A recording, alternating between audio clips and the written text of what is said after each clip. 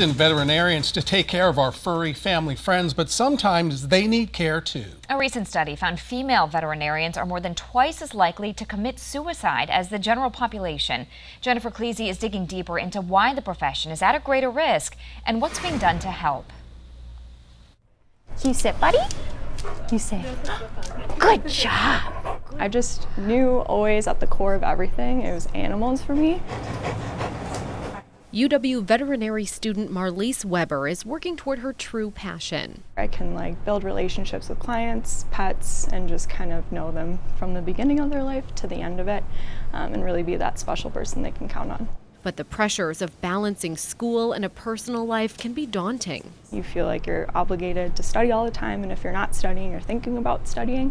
And she knows her future career as a veterinarian will be full of stresses, difficult decisions, and tough losses. Sometimes the feeling of helplessness where you want to do everything that you can, but it still will turn out in a way that you wish it wouldn't. They're balancing work and family and, student debt's increasing each year. The state's Veterinary Association has seen a shift in focus toward mental health in recent years after losing several members to suicide.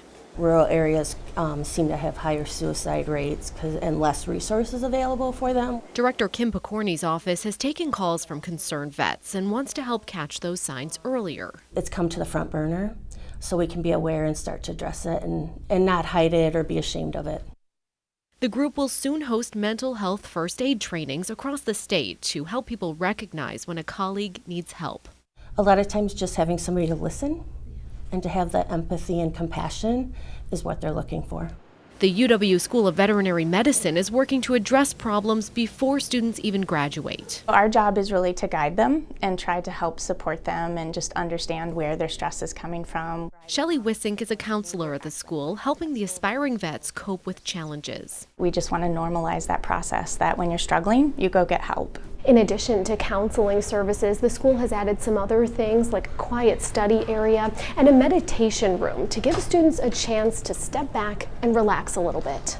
Just take that time to de-stress, decompress, and bring themselves back to sort of the present moment. And students like Marlise are more aware of their mental health than ever. Leave it. Okay.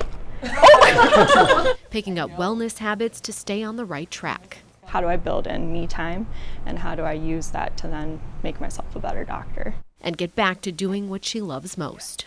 It's the little things like that where I can feel like, okay, I can go back to work, and okay, I remember why I do this. It's all you can ask for. In Madison, Jennifer Cleese, 27 News.